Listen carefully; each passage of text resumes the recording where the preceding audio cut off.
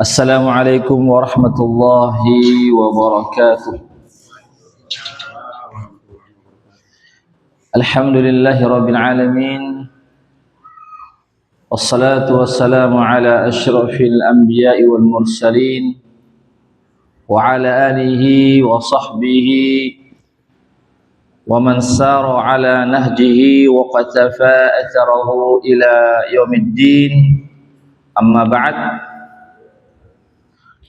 Bapak-bapak, hadirin kaum muslimin jamaah salat maghrib dan isya yang senantiasa dirahmati Allah.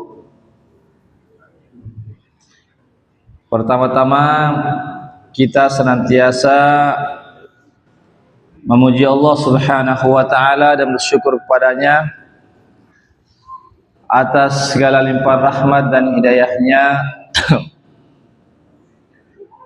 sehingga pada malam hari ini kita diberikan nikmat taufik dan hidayahnya, kesehatan dan kekuatan, kesempatan untuk mendatangi rumah Allah untuk melaksanakan kewajiban kita sholat maghrib secara berjamaah yang dilanjutkan insyaallah dengan sholat isya secara berjamaah pula. Salawat dan salam senantiasa tercurahkan kepada junjungan kita Nabiullah Muhammad sallallahu alaihi wasallam beserta keluarga dan para sahabatnya, para pengikutnya yang tetap setia berpegang teguh pada sunnah-sunnah beliau dan para sahabatnya hingga hari kiamat kelak. Amin ya rabbal alamin. Bapak hadirin rahimakumullah,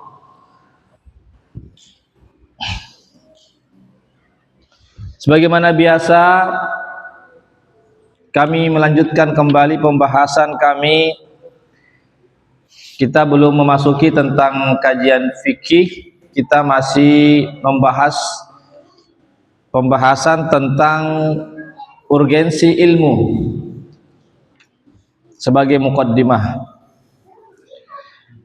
Sebagaimana yang sudah kami sampaikan pada pertemuan sebelumnya, bahwasanya ilmu syar'i itu ya sebagaimana yang tertera dalam kitab ini, ya saya hanya menukilkan ya, menyampaikan apa yang ditulis oleh para ulama kita sebagaimana yang ada dalam kitab ini oleh Fadilatul Syekh Muhammad bin Shalih Al-Utsaimin rahimahullahu taala dalam kitabnya Kitabul Ilmi. Jadi ilmu syar'i itu kata beliau idzan fa ilmu syar'i huwa alladhi yakunu fihi as-sana'u wa yakunu alhamdu li fa'ilihi. Syekh Muhammad bin Shalih Al-Utsaimin rahimahullah taala mengatakan ilmu syar'i itu adalah ilmu yang mendapatkan pujian dari Allah. Ya, mendapatkan pujian dari Allah Subhanahu wa taala. Dan begitu juga orang yang mempelajari ilmu syar'i itu ilmu agama. Ya, ilmu syariat maksudnya. Akidah, apalagi fikih, akhlak, itu namanya ilmu syar'i. Dan itu ilmu tersebut dipuji oleh Allah, disukai oleh Allah Subhanahu wa taala.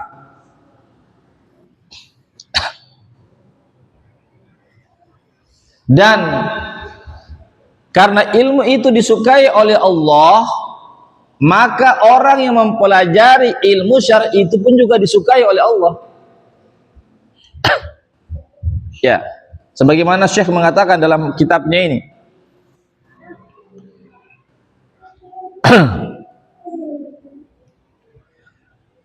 Namun kata beliau, saya tidak mengingkari, walakinnani ma'adzalika la unkiru an yakuna lil ulumil ukhra faidatan.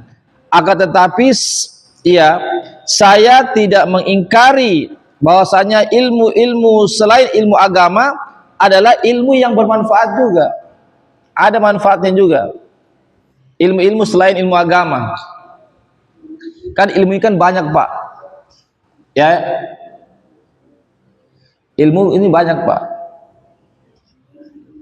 Beliau tetap mengatakan bahwasanya ilmu-ilmu selain ilmu agama itu juga ada manfaatnya.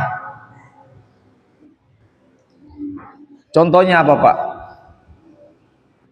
Banyak sekali ilmu-ilmu selain ilmu agama. Seperti ilmu tentang kesehatan. Kesehatan kan diperlukan, Pak. Artinya kita perlu namanya seorang dokter. Ya, seorang dokter. Karena kalau kita sakit, siapa yang mau mengobati? Ya dokter kan?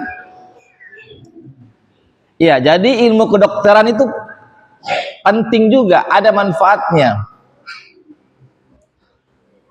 Ya. Contoh lagi, ilmu tentang bangunan. Ya, konstruksi. Ini kan masjid ini, Pak, kenapa bisa dibangun? Ya karena ada ahlinya kan, namanya ahli bangunan, ahli konstruksi namanya. Sama juga kita bisa makan beras, nasi, sayur-sayuran, itu karena ada ahli pertanian kan, minimal para petani. Itu juga ilmu, namanya ilmu pertanian. Ilmu pertanian, ilmu perkebunan. Itu juga adalah ilmu-ilmu yang bukan ilmu agama, tetapi ada manfaatnya kan, memberikan faidah. Ya. Tapi kata beliau, walakinnaha faidatun dzat haddain. Akan tetapi ilmu-ilmu tersebut adalah berfaedah ya jika dia memiliki dua sisi. Ya. Apa itu? Jika ilmu tersebut membantu dia untuk mentaati Allah. Jika ilmu tersebut membantu dia untuk mentaati Allah. Apa artinya, Pak? Kita seorang dokter, insinyur, tetapi kita tidak taat kepada Allah, tidak ada artinya. Itu maksudnya. Iya. Silakan kita menjadi dokter, insinyur, pengusaha, tapi bagaimana ilmu tersebut itu membantu kita untuk mentaati Allah, itu maksudnya. Baru dikatakan ilmu itu ada manfaatnya. Bukan cuma sekedar dapatkan uang, tidak, tapi bagaimana ilmu itu menjadikan kita untuk dekat kepada Allah. Jadi jadi wasilah, Pak. Ya. Jadi ilmu-ilmu yang tadi saya sebutkan itu diantaranya adalah wasilah agar kita bisa taat kepada Allah. Jamaah sekalian. Begitu juga jamaah sekalian, ilmu yang kita pelajari itu selain ilmu-ilmu agama, ya, itu bermanfaat jika kita gunakan untuk menolong agama Allah. Ya. Jika kita gunakan untuk menolong agama Ustadz, apa itu menolong agama Allah? Ya, kan dalam Al-Quran Allah mengatakan, in tansurullaha yansurukum. Tolonglah Allah. Inilah dalam ayat, tolonglah Allah. Ustadz, kenapa Allah minta ditolong? Padahal kan Allah Maha berkuasa. Maksudnya, tolonglah agama Allah. Sebenarnya Bapak, Allah itu sebenarnya tidak butuh kepada pertolongan kita untuk menolong agama Allah. Tidak butuh, karena Allah Subhanahu wa taala bisa menolong agamanya sendiri tanpa campur tangan hamba-hambanya. Tetapi kenapa Allah mengatakan tolonglah Allah? Apa kira-kira, Pak? Apa kira-kira kenapa Allah mengatakan tolonglah agama Allah? Karena Allah ingin memuliakan kita. Jadi kalau kita menolong agama Allah, berarti Allah akan muliakan kita. Pak, kita ini baru berguna, kita punya hidup kalau kita mau membantu agama Allah. Itu maksudnya. Tidak ada artinya kita hidup di dunia ini 60-70 tahun kalau kita tidak membantu agama Allah. Jamaah sekalian, kalau kita tidak membantu agama Allah, tidak ada, Pak. Makanya Allah mengatakan intansurullah, jagalah, bantulah Allah, tolonglah Allah. Artinya tolonglah agama Allah. Bagaimana caranya menolong agama Allah? Bagaimana caranya, Pak? Kata ulama diantaranya pelajarilah agama Allah. Itu menolong agama Allah. Jadi agama ini harus dipelajari, Pak. Akidah ini harus dipelajari. Jamaah sekalian, fikih itu harus dipelajari. Akidah, Pak. Kenapa kita perlu belajar akidah? Agar keyakinan kita, iman kita itu benar, Pak, lurus. Kenapa kita pelajari fikih? Agar ibadah kita itu benar, tidak salah. Kenapa kita mempelajari akhlak? Jamaah sekalian, agar kita tidak menjadi orang yang sombong. Orang yang, jangan sampai kita menjadi orang yang lupa kepada Allah. Hadirin. Jadi tiga ini, Pak. Akidah, ibadah, akhlak.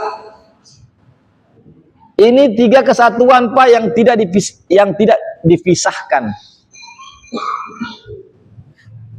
Dan dalam Al-Quran, Pak, itu isi Al-Quran itu tiga: akidah, ibadah, akhlak.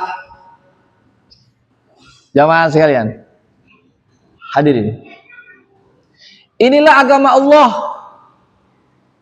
Bagaimana caranya kita menolong agama Allah? Kata ulama kita diantaranya adalah pelajari agama Allah.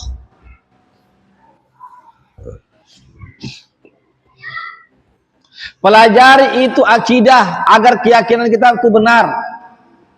Pelajari itu ibadah agar ibadah kita itu benar. Pelajari itu akhlak agar akhlak kita itu menjadi akhlak yang baik. Jamaah sekalian, kemudian baru datang pertolongan Allah. Intansurullah yansurkum. Tolonglah Allah, maka Allah baru menolong kalian. Berarti, Pak, ada namanya syarat turunnya pertolongan Allah. Kalau umat Islam ingin mendapatkan pertolongan Allah, maka dia harus bantu agama Allah. Artinya adalah kalau Islam, agama Islam atau orang Islam tidak membantu agama Allah, maka Allah tidak akan turunkan pertolongannya kepada umat Islam. Kan begitu, Pak? Jadi sebenarnya, Pak, Islam itu jaya, jamaah sekalian, Islam itu kuat, jamaah sekalian, kalau umat Islam itu mempelajari agama Allah. Tapi sebaliknya, umat Islam itu hancur, Pak. Umat Islam itu terbelakang kalau umat Islam itu meninggalkan agama Allah.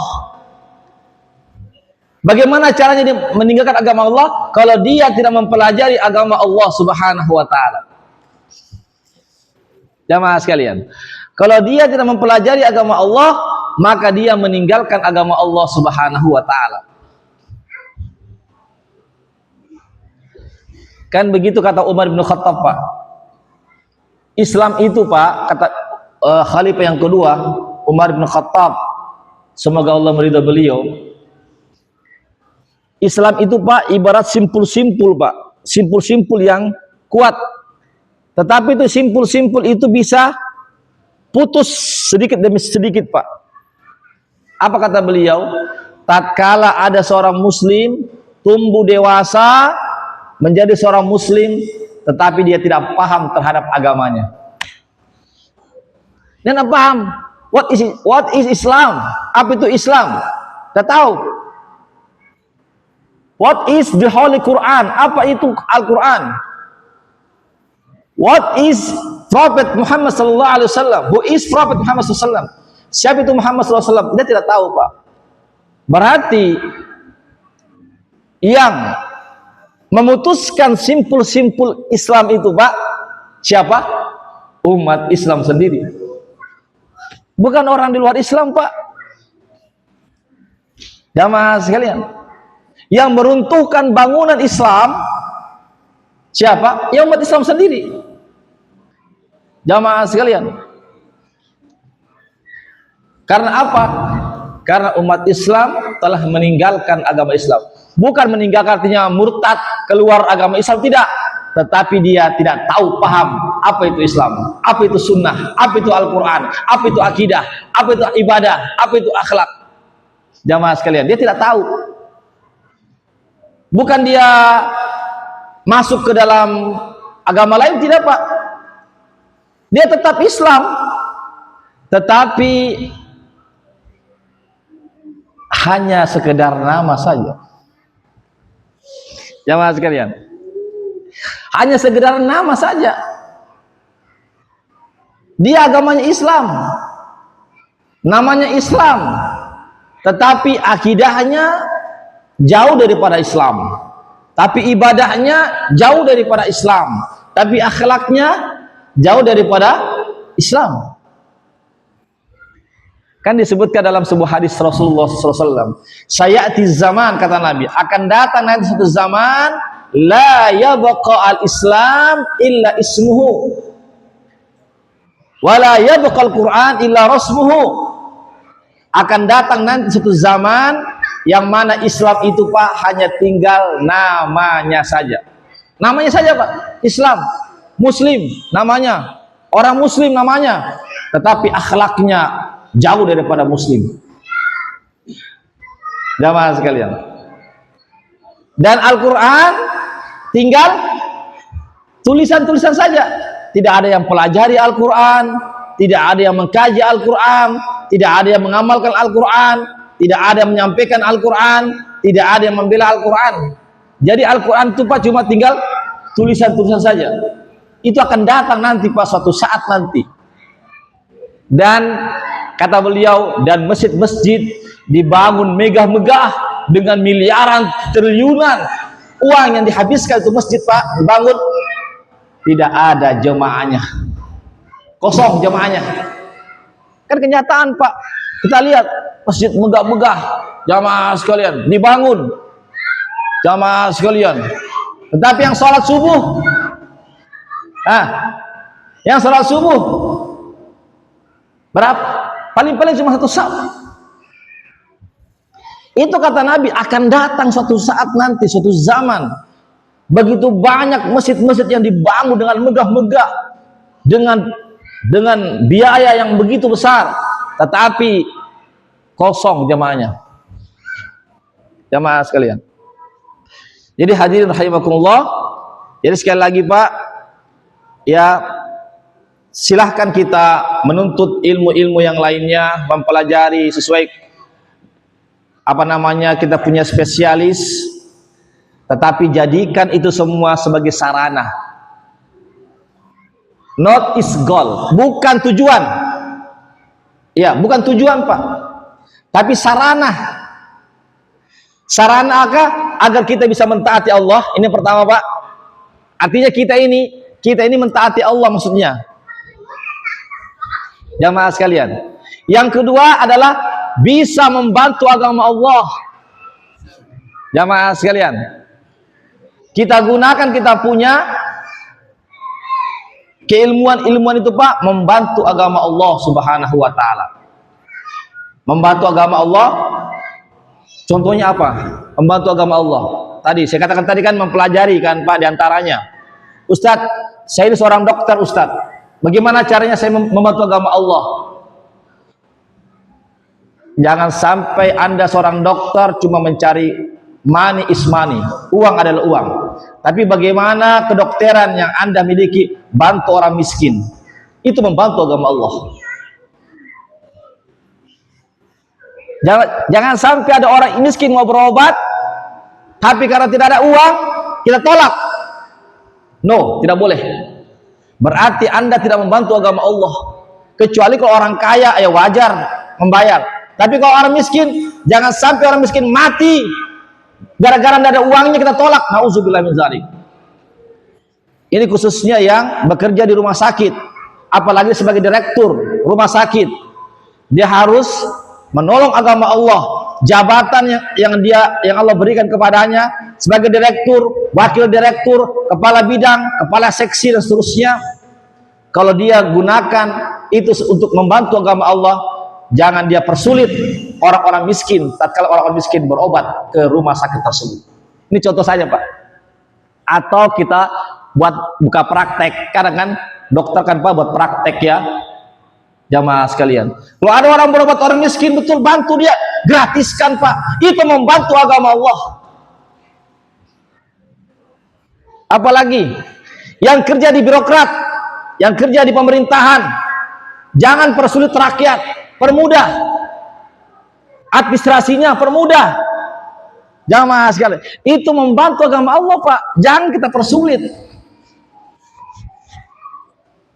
Dalam hadis Nabi mengatakan, siapa kata Nabi yang memberikan kemudahan bagi orang yang kesulitan, maka Allah akan mudahkan dirinya di dunia ini, lebih-lebih di akhirat, Pak. Hadirin, itu membantu agama Allah. Jadi kita bekerja itu Pak bukan cuma sekedar money, uang, kekuasaan, tapi bagaimana kekuasaan yang kita miliki, jabatan yang kita miliki itu Pak, bagaimana bisa menolong agama Allah. Hadirin yang dimuliakan Allah Subhanahu wa taala.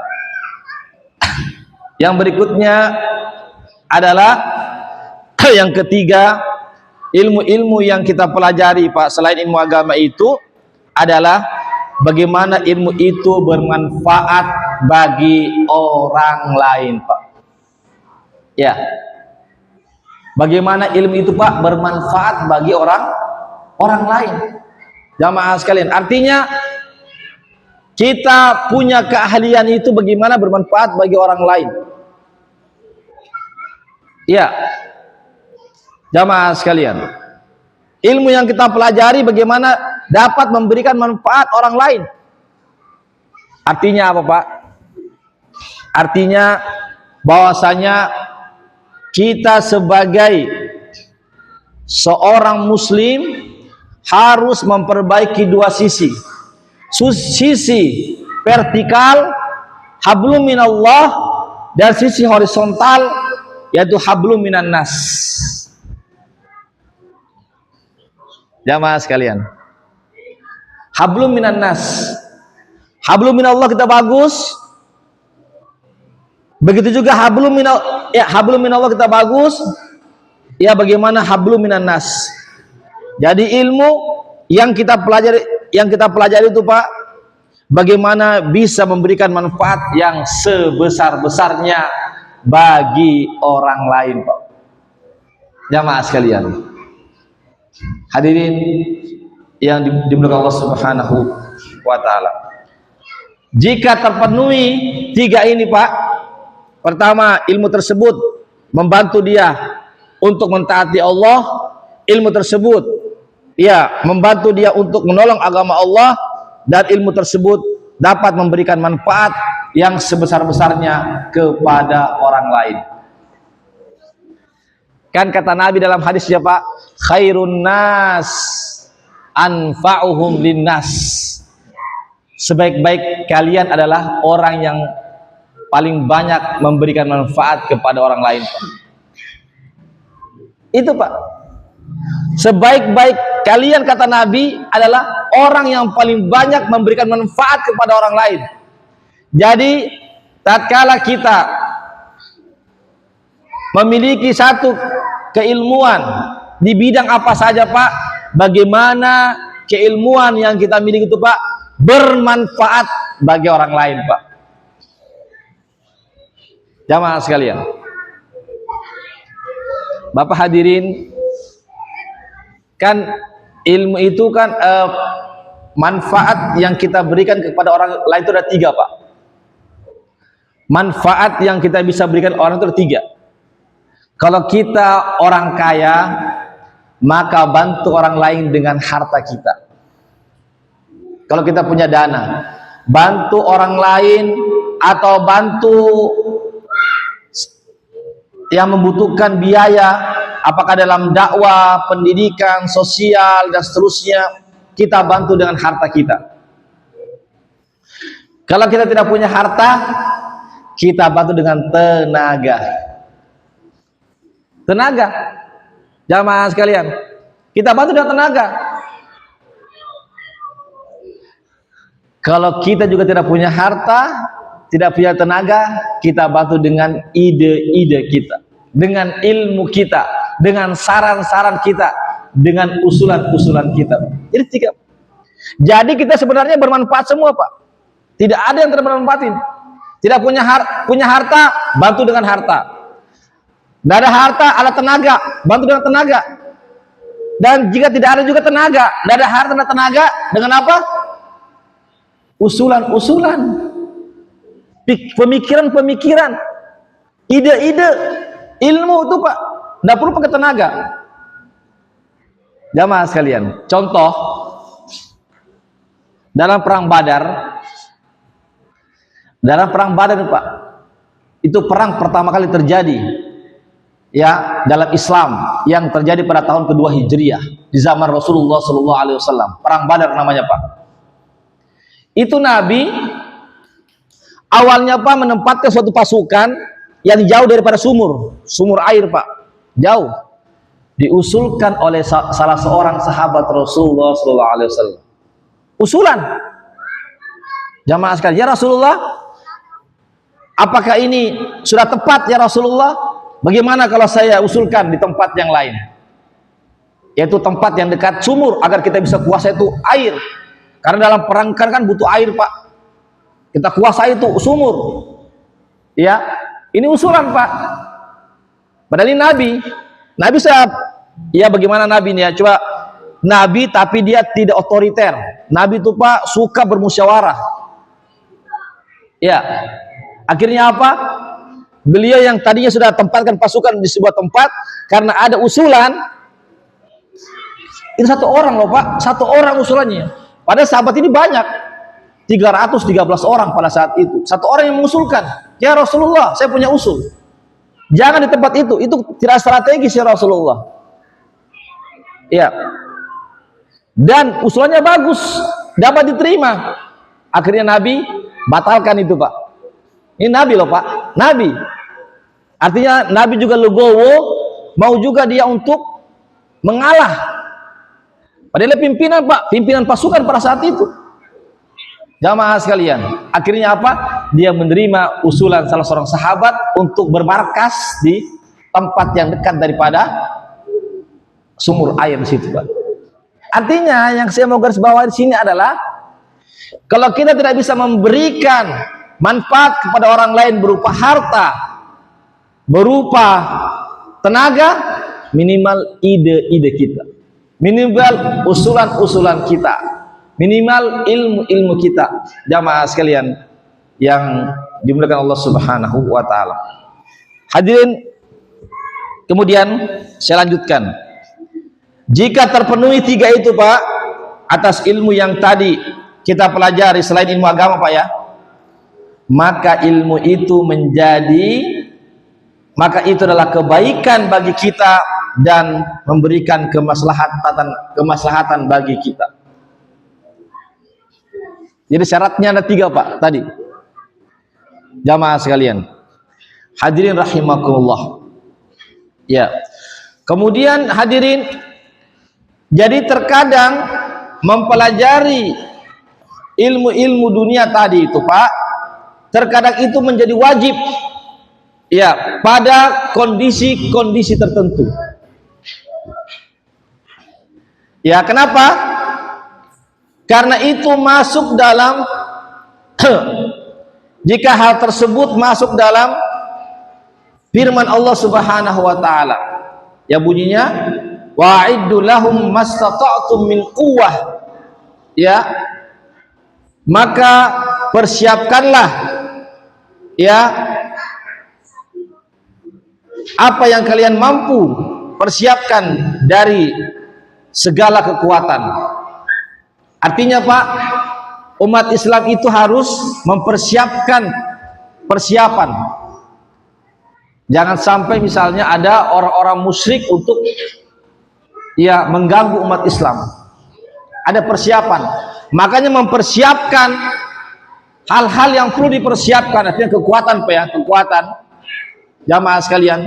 Maka untuk mempelajarinya itu juga wajib. Contohnya apa Pak? Kekuatan yang perlu kita persiapkan. Artinya umat muslim itu juga jamaah sekalian harus juga tahu tentang masalah teknologi.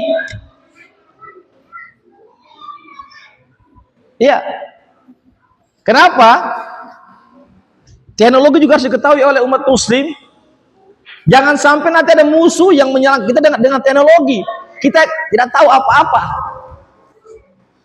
Jamaah sekalian, umat Islam juga bisa tahu bagaimana cara membuat namanya ya pesawat misalnya, atau persenjataan misalnya.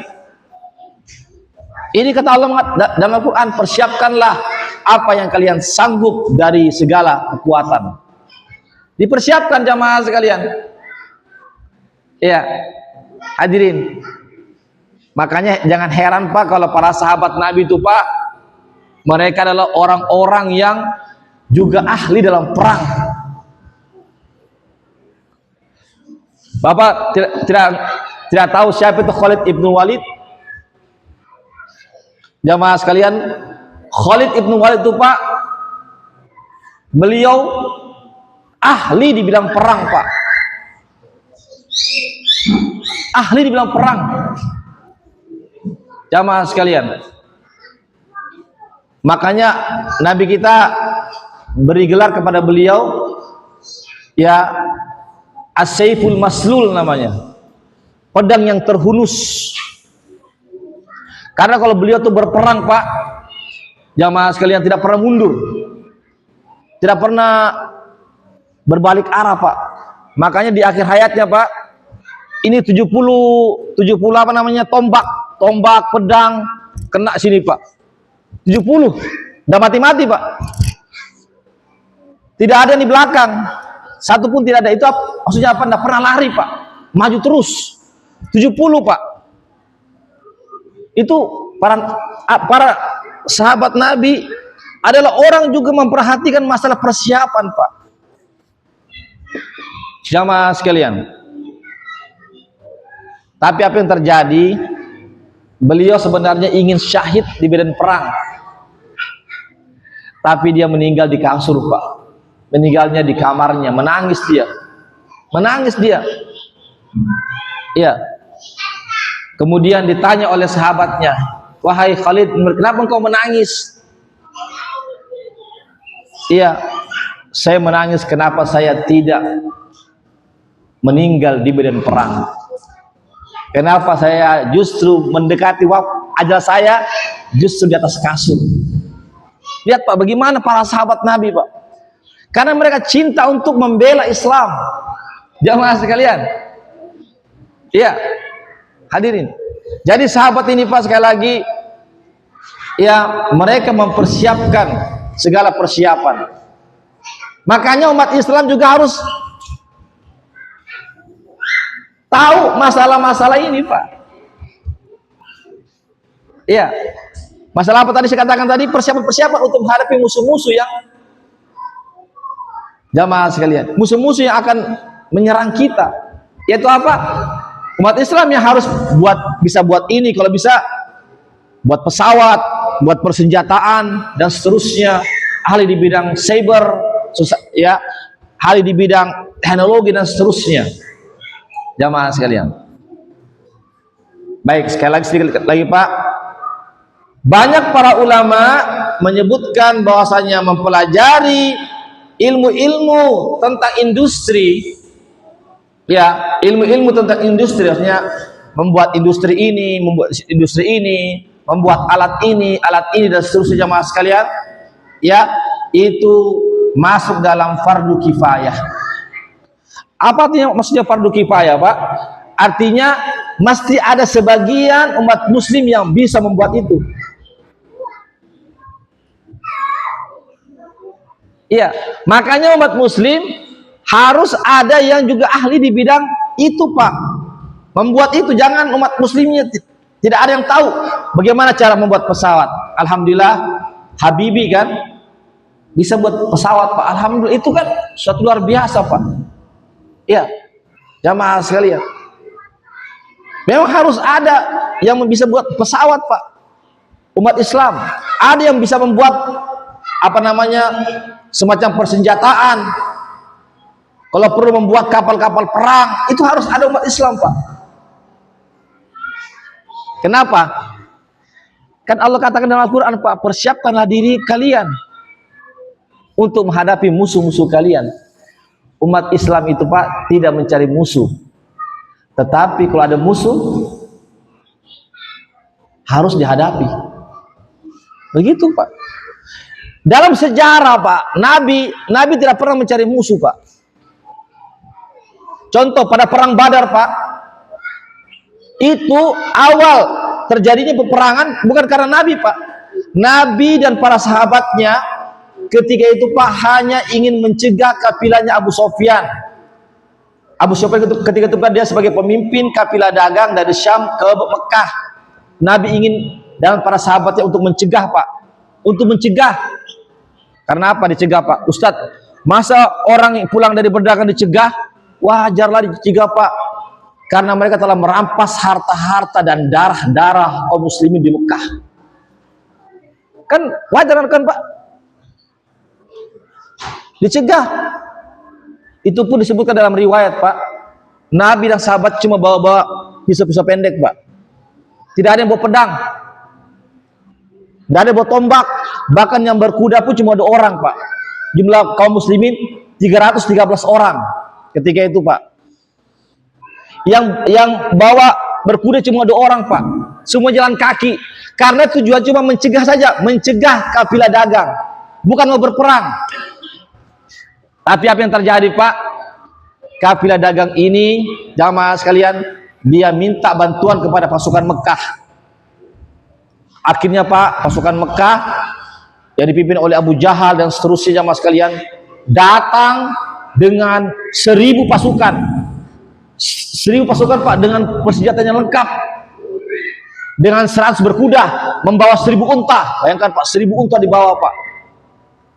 1000 pasukan, 1000 unta, jamaah sekalian, dan 100 orang berkuda dengan pedang, tombak, panah yang lengkap, Pak.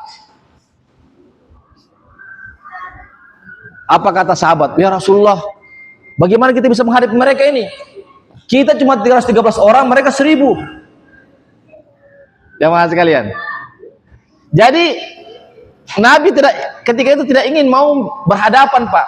Tapi karena mereka sendiri yang mau berhadapan, terpaksa dilawan. Iya. Maka Nabi dan sahabatnya ketika bermusyawarah, bagaimana? Wahai kaum muhajirin, bagaimana kita hadapi? Apa kata penjadi? Ya Rasulullah, kita siap. Apapun yang terjadi, kita siap menghadapi mereka. Bagaimana kaum Ansar? Siap. Siap, ya Rasulullah. Kami siap mentaati aturanmu. Terjadilah, Pak, peperangan, Pak. 313 orang melawan 1000 orang. Siapa yang menang kira-kira, Pak? Ya pasti menang 1000 kan, secara akal kan, secara matematika 1000 lawan 313 ya pasti menang. Tapi apa yang terjadi, Pak? Justru yang menang adalah 313 orang. Jamaah sekalian, 313 orang hadirin menang, yaitu Nabi dan para sahabatnya, Pak, menang. Hadirin, ini sekali lagi menunjukkan bahwasanya ya Islam membutuhkan persiapan, Pak. Ya, Islam membutuhkan persiapan. Tetapi persiapan yang paling besar apa? Persiapan iman. Ini, Pak. Ya, jadi persiapan yang paling utama adalah persiapan iman. Kenapa Pak? Kalau tidak ada persiapan iman Pak, kita tidak akan bisa menghadapi musuh-musuh kita. Tidak bisa. Jangan sekalian. Kalau iman kita lemah. Karena apa? 313 orang itu bisa menang karena imannya kuat. Coba bayangkan Pak, cuma membawa pisau belati, pisau pendek begini Pak, melawan senjata yang panjang Pak. Tapi kenapa bisa menang para sahabat dengan pisau yang pendek-pendek? Karena apa? Karena iman. Imannya kuat Pak, sahabat. Jamaah sekalian, imannya kuat.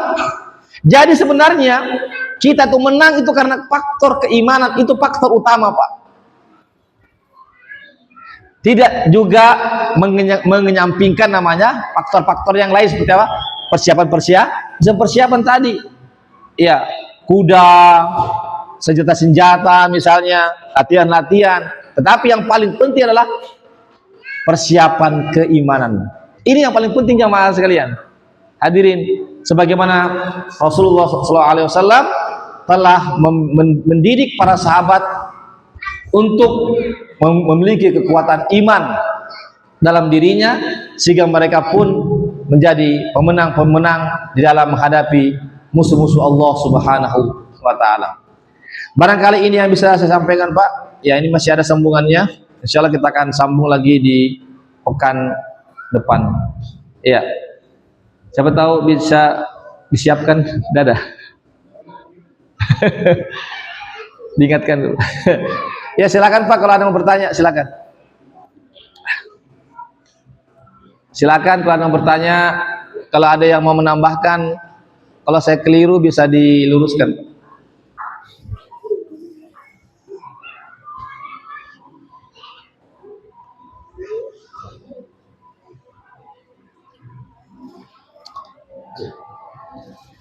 Baik Pak, kalau tidak ada saya tambahkan ya sambil menunggu konsumsinya. Ya, jadi mempelajari industri-industri ya itu juga masuk dalam fardu kifayah. Artinya sebagian orang harus tahu membuat itu Pak. Ya contoh misalnya apa? Ya yang sederhana saja Pak. Ya yang sederhana saja, yaitu membuat misalnya wadah-wadah untuk kita masak, ibu-ibu, ya untuk apa? Itu juga dibutuhkan ilmu Pak. Bagaimana caranya kita membuat? Seandainya tidak ada yang bisa orang membuat Pak, bagaimana kita makan? Mau pakai apa Pak? Mau pakai apa kita masak? Mau pakai apa kita masak Pak? Kalau tidak ada orang yang bisa membuat panci, membuat piring, bagaimana cara kita masak Pak? Membuat wajan. Jamaah sekalian, begitu juga dengan ilmu-ilmu yang lainnya. Artinya contoh misalnya ilmu tentang kedokteran ya, jadi ada umat muslim harus ada yang tahu tentang ilmu kedokteran, ilmu kesehatan. Kenapa Pak? Kalau tidak ada yang belajar tentang ilmu kesehatan, kalau ada yang sakit bagaimana? Siapa yang mau mengobati Pak? Kalau ada yang sakit, jamaah sekalian, maka mempelajari ilmu kesehatan itu adalah hukumnya fardu kifayah. Artinya kalau sudah ada sebagian yang mempelajarinya, maka aman Pak, maka yang lainnya tidak berdosa karena sudah ada yang mempelajari sebagian. Tapi kalau ada umat muslim yang tidak belajar ilmu kedokteran, tidak ada yang mempelajari ilmu pertanian, tidak ada yang mempelajari ilmu industri dan yang lainnya Pak, maka semuanya berdosa. Semuanya berdosa Pak. Ya, jadi ada sebagian saja. Tetapi mempelajari ilmu agama semuanya wajib Pak.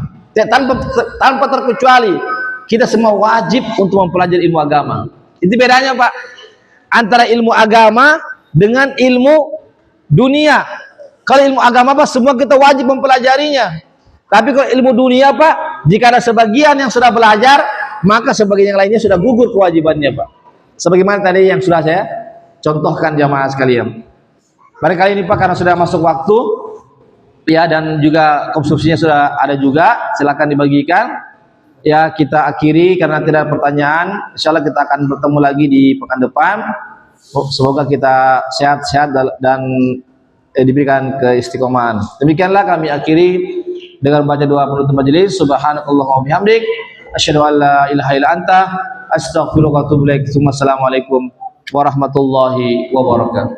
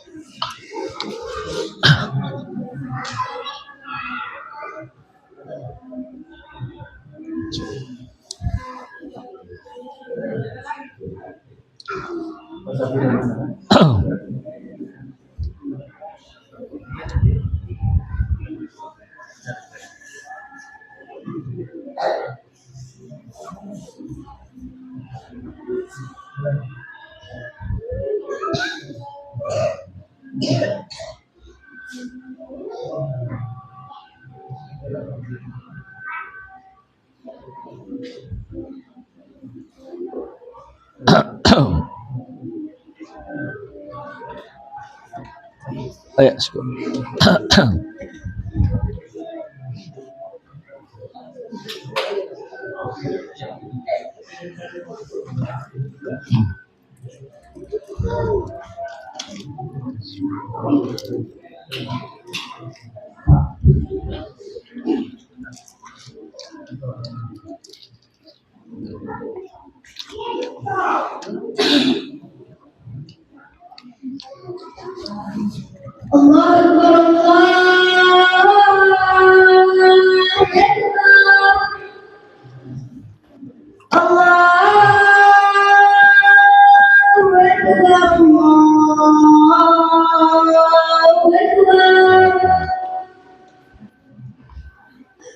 أشهد أن لا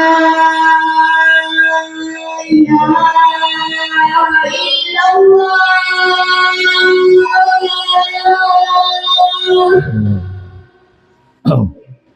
أشهد أن لا إله إلا الله